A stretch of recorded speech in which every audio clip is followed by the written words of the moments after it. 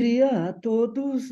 Na verdade, antes de mais nada, eu me desculpo por estar usando máscara, mas em vez de cancelar a minha participação, como nós estamos fazendo uma live, eu posso falar de qualquer lugar, mas no lugar em que eu me encontro neste momento, é obrigatório o uso da máscara. Eu acredito que, apesar disso, todos me ouvem, não é mesmo? Ao Edmilson, eu gostaria de dizer que a alegria é recíproca e gostaria também de parabenizar os organizadores desse belíssimo colóquio e, em particular, gostaria de agradecer ao Gelson Oliveira pelo convite que me fez pessoalmente para dele participar. Nós estamos começando aqui às 10h12, pelo meu relógio, talvez ele esteja 2 minutos adiantados. Então, eu acredito que nós vamos poder ultrapassar às 11 horas. Sim. Tautenburgo. Na Gaia Ciência, Nietzsche estabelece uma estreita relação entre Zaratustra, o pensamento do eterno retorno do mesmo e a noção de amor fati. As primeiras linhas do prefácio a Assim Falava Zaratustra retomam ipsis literis o último parágrafo do 4º livro da Gaia Ciência, o 342. Se nele Nietzsche já põe em cena Zaratustra, o parágrafo que o precede, intitulado O Mais Pesado dos Pesos, o 341, expressa pela primeira vez na obra publicada o pensamento do eterno retorno do mesmo. Tendo vindo a público imediatamente antes da redação de Assim Falava Zaratustra, os 2 parágrafos antecipam o que virá a constituir o protagonista e a concepção básica do livro. Aliás, é o autor mesmo quem fornece essa chave de leitura. No Esse Homo, Nietzsche declara que a Gaia Ciência, cito, contém 100 sinais de que algo incomparável se avizinha. Ela dá, no penúltimo trecho do 4º livro, o pensamento básico do Zaratustra. É certo que os 2 últimos parágrafos do 4º livro da Gaia Ciência se acham intimamente ligados, mas também é certo que há uma estreita relação entre eles e o primeiro parágrafo da mesma parte da obra. Nietzsche começa essa 4ª parte da Gaia Ciência exprimindo um voto. Não quer mais apresentar-se como iconoclasta ou destruidor. Tampouco quer dedicar-se a desmascarar ideais ou demolir ídolos. Tudo o que deseja é converter-se em alguém que diz sim. Explorar a relação entre a noção de amor fati, Zaratustra, e o pensamento do eterno retorno do mesmo é o propósito que persigo neste trabalho. Em agosto de 1882, as 4 primeiras partes da Gaia Ciência acabavam de ser publicadas. E Assim Falava Zaratustra estava na iminência de ser gestado. Poucos meses antes, em abril, por intermédio de Malvida von Meisenburg e Paul Rée, Nietzsche conhecera em Roma Lou von Salomé. É precisamente por ocasião de sua convivência com Nietzsche, de 7 a 26 de agosto de 1882, em Tautenburgo, que Lou von Salomé lhe oferece um poema. Ao despedir-se dele, ela o presenteia com a prece à vida que redigira no outono do ano anterior, 81, quando ainda estava em Zurique. Impressionado, Nietzsche quis musicá-lo de imediato, lançando mão da parte central do hino à amizade que ele havia composto em 1873-74. Ao receber a partitura de Nietzsche, Peter Gast faz um arranjo da música para piano a 4 mãos, depois para coro e banda sinfônica, por fim para orquestra. Impressa em outubro de 1887, a partitura foi enviada a vários compositores e maestros, como Brahms, Hans von Bülow, Felix Joseph von Motti, Arthur Nietzsche, sem obter nenhum retorno positivo. Antes disso, Lu já havia presenteado Nietzsche com o poema A Dor. Diante da constatação de que a dor é inevitável, a autora expressa sua determinação em não se esquivar dela, mesmo porque acredita que a dor não se limita a destruir. Introduz, então, a ideia de que a dor tem caráter geral, pois atinge todos os viventes, e a avaliação de que ela merece ser vivida. As razões para tanto aparecem em seguida. A dor vem lembrar o espírito da força que ele tem, assim como o combate vem engrandecer os que dele não se esquivam. Daí se segue o desafio para que a dor venha para um combate de vida ou morte, mesmo porque ela só pode propiciar a grandeza do espírito. Desafio esse reiterado nas linhas seguintes, quando a autora incita a dor a remover as ilusões e termina por afirmar que, por nada ser além de um alicerce para a grandeza do espírito, ainda que seu adversário pereça, a dor não sairá vencedora na luta. Vale sublinhar uma ideia presente nas primeiras estrofes desse poema, que não por acaso se intitula A Dor. Quem então, tomado por ti, de ti pode fugir? Se sentiu sobre si o teu sério olhar? Não fugirei se me apanhares. Nunca acreditarei que tudo o que fazes é destruir. Sei que tens de visitar tudo o que vive na terra. Nada na terra pode escapar das tuas garras. A vida sem ti seria bela. No entanto, também vale a pena viver por ti. Tomando em consideração essas estrofes, alguns pontos reclamam a atenção. Importa, antes de tudo, destacar a ideia de que, inevitável, o sofrimento atinge todos os viventes. E a ideia de que, necessária, a luta não é destruidora. Não há como deixar de aproximar essas ideias daquelas que se encontram nos textos de Nietzsche. Já no Nascimento da Tragédia, Nietzsche mostra que, assombrados pelos sofrimentos e dores inerentes à própria vida, os gregos olharam com desconfiança o aparecimento de um Dioniso selvagem, que do fundo da Ásia se precipitava impetuosamente sobre a Grécia. Dioniso é o deus que experimenta nele mesmo os sofrimentos da individuação. Dilacerado pelos titãs quando criança, Dioniso traz o dilaceramento à vida humana. Por seu nascimento e morte, ele se converte no símbolo do vir a ser em que o uno se faz múltiplo. De um lado, o impulso apolíneo torna possível que se manifeste a unidade primordial da vida através da multiplicidade dos seres vivos individuais. De outro, o impulso dionisíaco revela o caráter inexorável do vir a ser, sublinhando que tudo o que é deve necessariamente sofrer. Quando Apolo prevalece, o homem é dominado pelo otimismo teórico. Mas quando Dioniso predomina, o ser humano está entregue ao arrebatamento selvagem. Num escrito redigido em 1871, A Visão Dionisíaca do Mundo, Nietzsche também examina o momento em que, vindo da Ásia, Dioniso se precipita impetuosamente sobre a Grécia.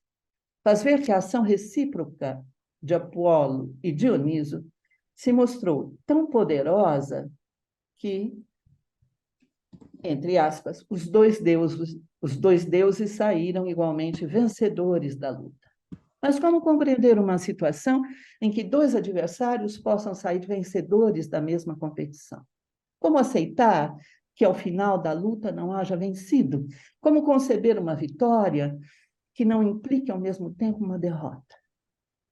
Em dezembro de 1872, no texto intitulado A Justa de Homero, Nietzsche esclarece que, perseguindo o objetivo de assegurar o bem-estar da polis em geral, a pedagogia grega entendia que era através da competição que os indivíduos deveriam desenvolver suas qualidades e talentos.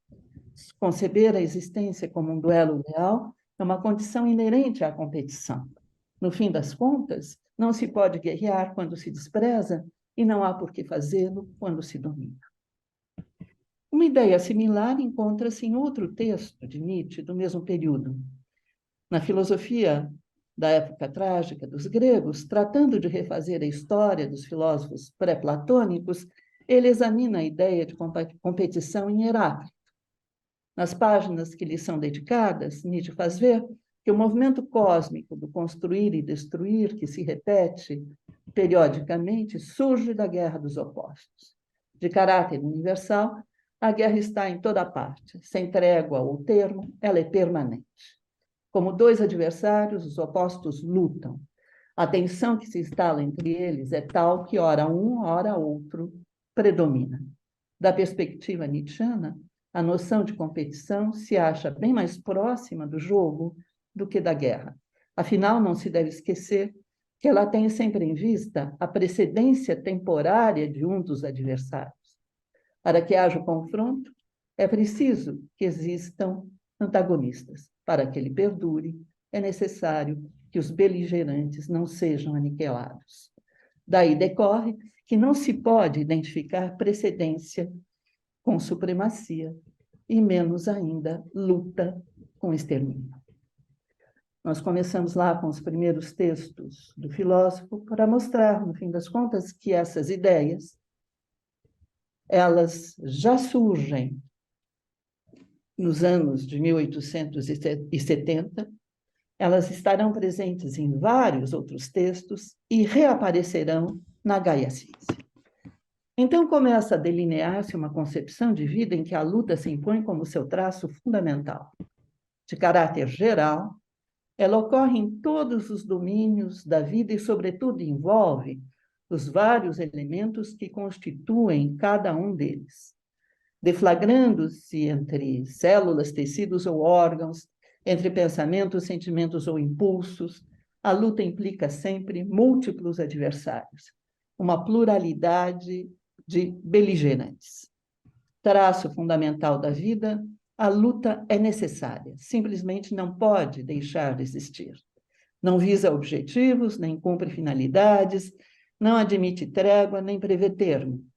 Sempre presente nos seres orgânicos, exerce-se, antes de tudo, contra a morte, neles e fora deles. Nesse momento do seu percurso intelectual, Nietzsche afirma haver, tanto na vida social quanto na individual, tanto na vida mental quanto na fisiológica, uma única e mesma maneira de ser da vida, a luta. Necessária, ela não é destruidora. No quarto livro da Gaia Ciência, Nietzsche examina o sofrimento de várias perspectivas. Os teólogos e pregadores da moral sempre exageram ao falar do sofrimento, pois querem propor um tratamento duro e radical. Os homens extraordinários sofrem de maneira diferente daquela que os seus admiradores supõem, pois é a dúvida que eles têm do próprio caráter extraordinário que os faz sofrer. Aquilo de que sofremos de modo mais profundo e pessoal é incompreensível e inacessível para quase todos os demais.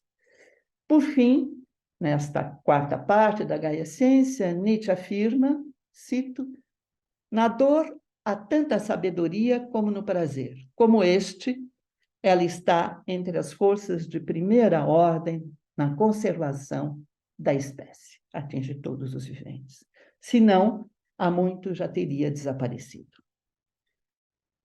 Em Tautenburgo, Lu e Nietzsche se poriam sem dúvida de acordo quanto à ideia de que o sofrimento atinge todos os viventes, mesmo porque é inevitável. E também se poriam de acordo quanto à ideia de que a luta é necessária, mas não leva à destruição. No poema intitulado A Dor, Lu Font-Salomé deixa clara a sua determinação em não tentar escapar do sofrimento. Algum tempo depois, ela enfatizará essa ideia na conhecida prece à vida com que presenteia Nietzsche no final da sua estada em Tautenburgo. Certo como o amigo ama o amigo, eu te amo, vida enigmática, que me tenhas feito exultar ou chorar, que me tenhas dado felicidade ou sofrimento. Eu te amo com as tuas penas, e mesmo que me tenhas de destruir, eu me desprenderei dos teus braços, como o amigo se desprende do peito amigo. Com todas as minhas forças eu te abraço, que tuas chamas me devorem, que no ardor do combate me deixes sondar ainda mais o teu enigma. Ser, pensar, durante milênios. Encerra-me em teus braços. Se já não tens mais felicidade a me dar, pois bem, ainda tens teus tormentos.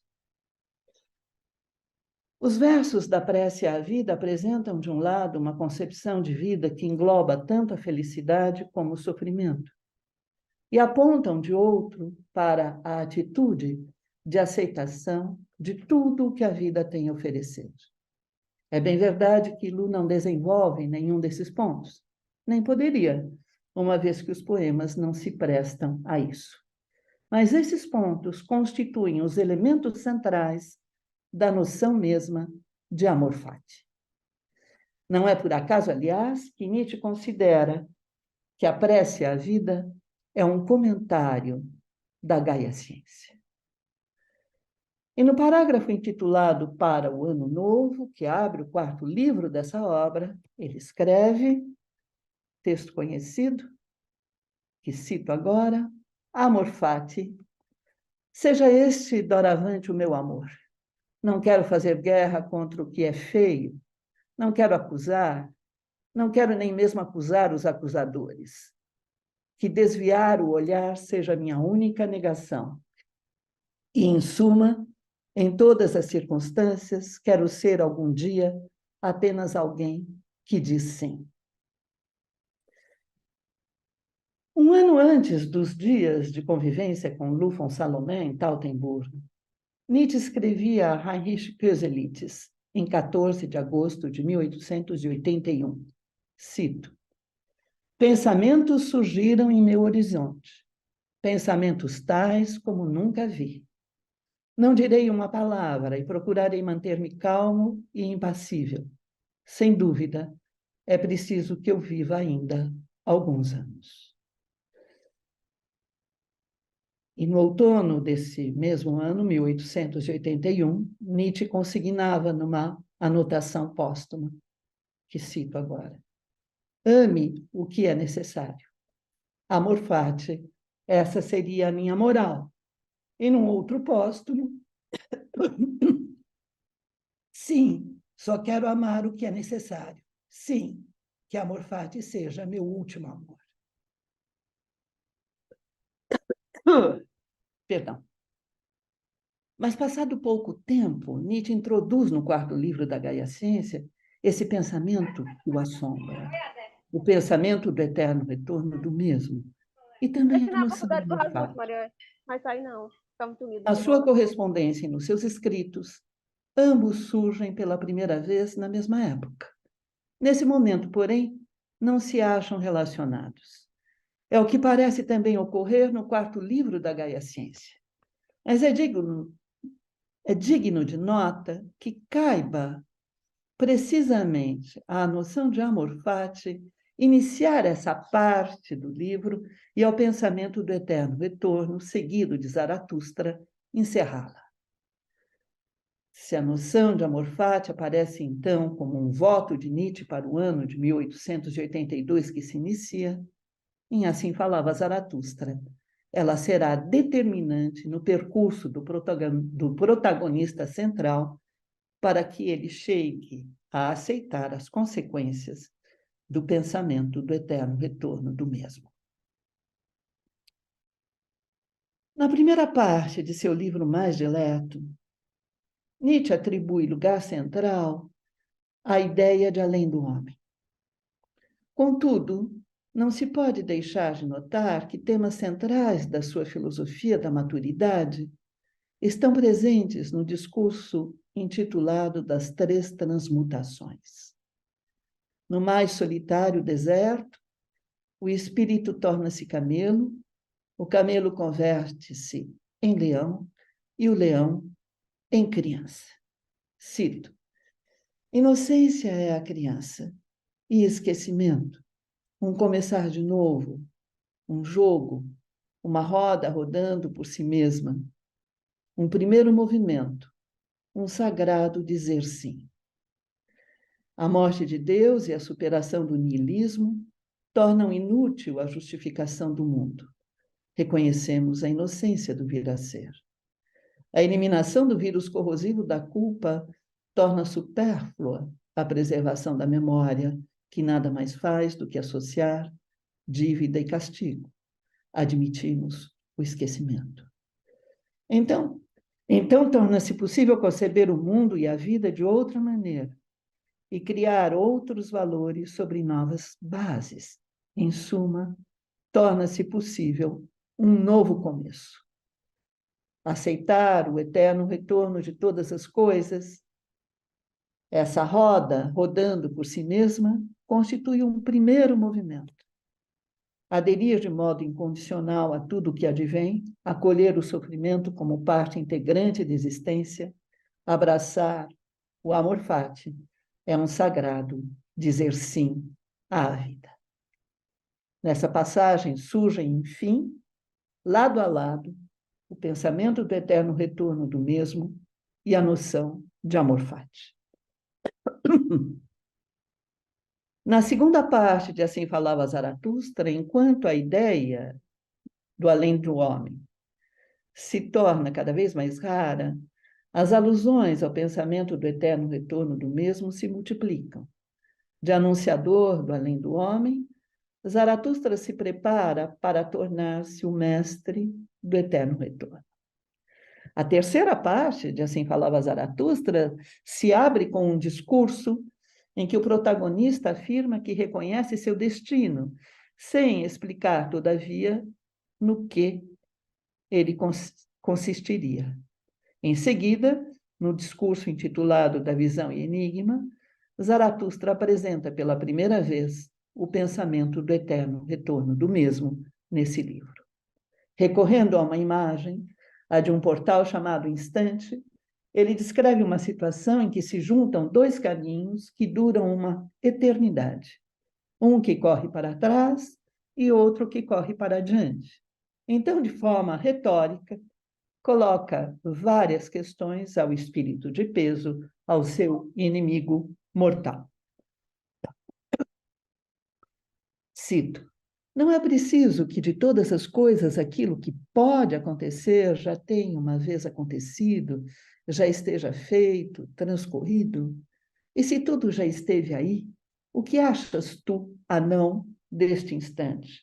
Não é preciso que também este portal já tenha estado aí? E não estão tão firmemente amarradas todas as coisas que este instante puxa atrás de si todas as coisas vindouras? E assim a si próprio também?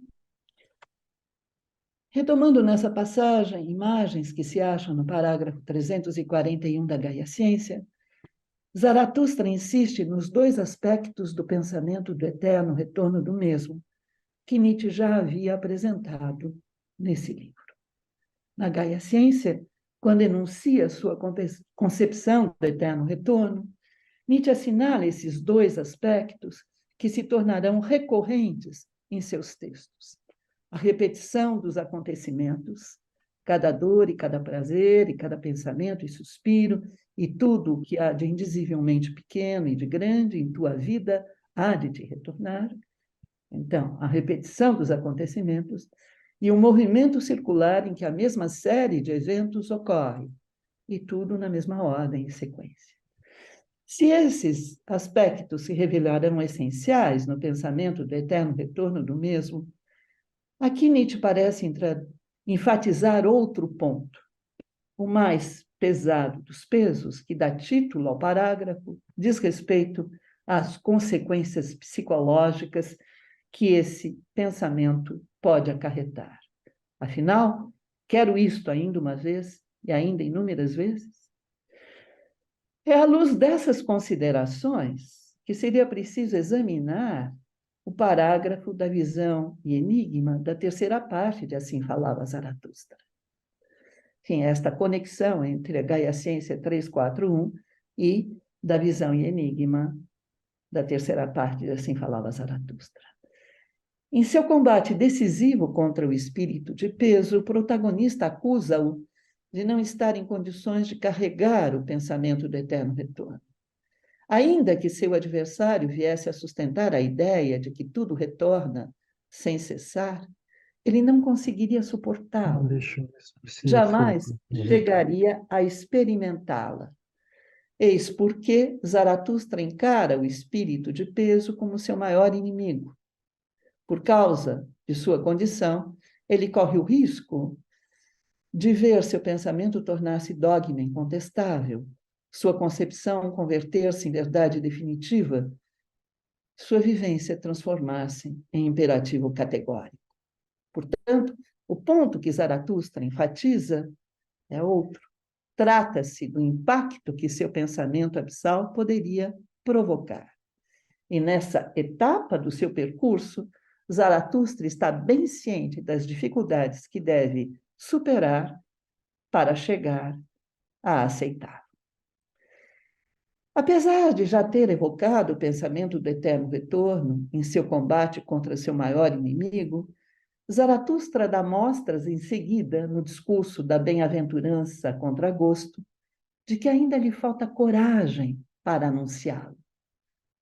Passando em revista episódios do seu percurso, evoca em particular os momentos em que tudo o que o cercava o lembrava de que era chegado o tempo de anunciar seu pensamento abissal, embora ele ainda não estivesse em condições de fazê-lo.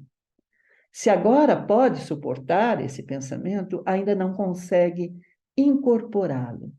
É nesse sentido que diz, ao final do discurso da bem-aventurança contra gosto, ainda não me atrevi a chamar-te para cima. Era suficiente que comigo te carregasse. É no discurso intitulado Convalescente que Zaratustra retoma o pensamento do eterno retorno do mesmo. De fato, não é ele que o anuncia, são os seus animais que o fazem. Dirigindo-se a Zaratustra, a águia e a serpente lhe dizem, numa primeira formulação, eu cito: pois teus animais bem sabem, ó Zaratustra, quem tu és, e tens de te tornar. Vê, tu és o mestre do eterno retorno, e esse é o teu destino, que tu sejas o primeiro a ter de ensinar esse ensinamento, como não haveria esse grande destino de ser também teu maior perigo e doença. Não é, por certo, a infinita repetição de sua própria existência que Zaratustra receia. Não é tampouco o eterno retorno de uma vida de penas e atribulações que ele teme. No fim das contas, Zaratustra tem ciência de que a dor não constitui uma objeção à vida. Tem ciência de que o sofrimento é parte integrante da existência. Que o homem pequeno retorne, isso é o que o aterroriza. Diante dessa ideia, nauseado, Zaratustra sente nojo. Enquanto na Gaia Ciência Nietzsche propõe a seu leitor o pensamento do eterno retorno do mesmo como um desafio existencial, e assim falava Zaratustra, ele o apresenta como uma prova que o protagonista do livro tem de enfrentar. Mas se nas duas obras estão presentes os aspectos essenciais do pensamento do eterno retorno do mesmo, a repetição dos acontecimentos e o movimento circular em que a mesma série de eventos ocorre, o ponto que Nietzsche ressalta diz respeito às consequências psicológicas que seu pensamento abissal pode acarretar. Intimamente ligados, o discurso da visão e enigma e aquele intitulado O Convalescente apresentam o pensamento do eterno retorno do mesmo. Numa primeira abordagem, poderíamos supor que esses dois discursos formam um todo, de tal modo que separá-los poderia trazer problemas para a composição da terceira parte do livro. Contudo, entre esses dois discursos, situam-se 10 outros, que, examinados de perto, revelam um desenrolar conceitual absolutamente necessário. É ele que tornará possível o anúncio do pensamento do eterno retorno. Nos discursos que se seguem ao intitulado da visão e enigma, Zaratustra se afasta do homem pequeno, retoma a questão da compreensão do que tem a dizer, insiste na importância da vivência, trata das sombras de Deus, pretende-se o porta-voz do mundo, procede a uma reavaliação da maneira de conceber sentimentos humanos, apresenta as armas de que dispõe para combater o espírito de peso, aponta a atitude para ser adotada para levar a bom termo o projeto de transvaloração dos valores. Nos 10 discursos que separam da visão e enigma e o convalescente, quer se trate de indicar os limites da linguagem para exprimir o que tem a dizer, ou de explicar a maneira de proceder que conta adotar, quer se trate de lembrar seus alvos de ataque, ou de mostrar a necessidade de destruir os valores estabelecidos para criar outros valores, Zaratustra prepara-se para anunciar o pensamento do eterno retorno. Tudo se passa como se lhe fosse indispensável assegurar-se do caminho que percorrera para estar pronto para abraçar o seu destino. É precisamente no discurso antes do nascer do sol, da terceira parte do livro, que Nietzsche esclarece a noção de amor fati. Pródigo em elogios ao céu, Zaratustra então insiste na ideia de que o céu não abriga nenhuma vontade eterna. No céu não há lugar para nenhuma espécie de transcendência. Sublinha assim a inocência do vir a ser.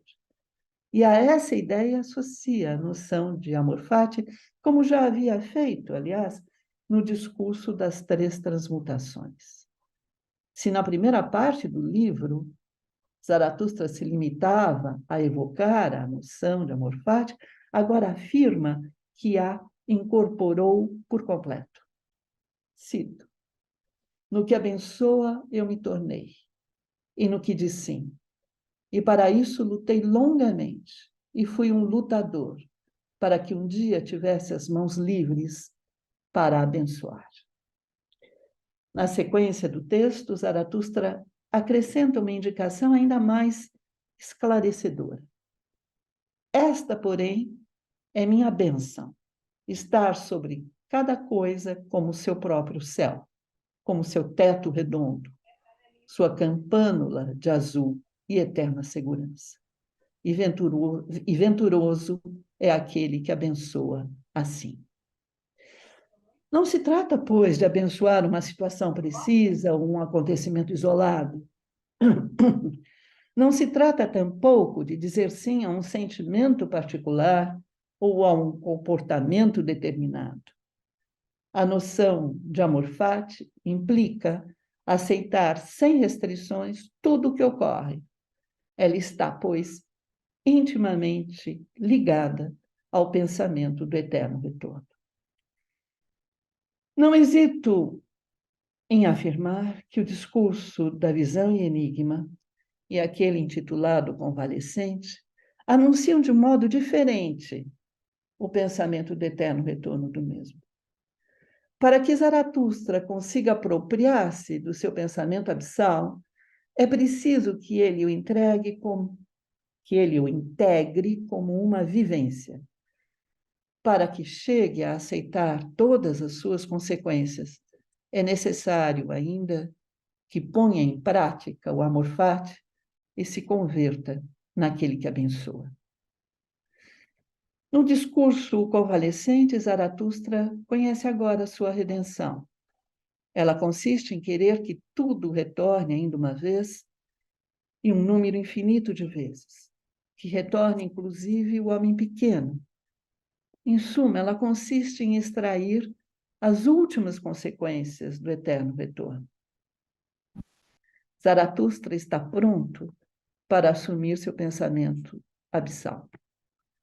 Interpelando o protagonista, a águia e a serpente colocam na sua boca estas palavras: agora morro e desapareço, dirias, e num instante não serei mais nada. As almas são tão mortais quanto os corpos, mas o nó das causas em que sou tragado retornará e de novo me criará. Eu próprio faço parte das causas do eterno retorno. Negando a oposição entre ego e fatum, Nietzsche sustenta que o ser humano partilha o destino de todas as coisas. Amar o destino não implica adotar uma atitude resignada ou submissa, mas tampouco permite que dele se tente excluir o que quer que seja. Amar o destino é aceitar tudo o que há de mais terrível e mais doloroso, mas também tudo o que há de mais alegre e exuberante na vida. É afirmar de modo absoluto e incondicional tudo o que ocorre. E não há afirmação maior da existência que a afirmação de que tudo retorna um número infinito de vezes. A íntima relação entre a noção de amor fati, o pensamento do eterno retorno do mesmo, e Zaratustra já está presente na Gaia Ciência. Quando Nietzsche introduz a noção de amor fati, no primeiro parágrafo da quarta parte do livro, mostra a atitude que doravante conta adotar, quando exprime o pensamento do eterno retorno do mesmo. No antepenúltimo parágrafo desta quarta parte, dá a entender a necessidade de incorporá-lo. Quando põe em cena Zaratustra, permite supor que cabe a ele, Zaratustra, incorporar o pensamento do eterno retorno e aceitar suas consequências, afirmando incondicionalmente tudo o que advém. Pela atenção de todos, meu muitíssimo obrigada.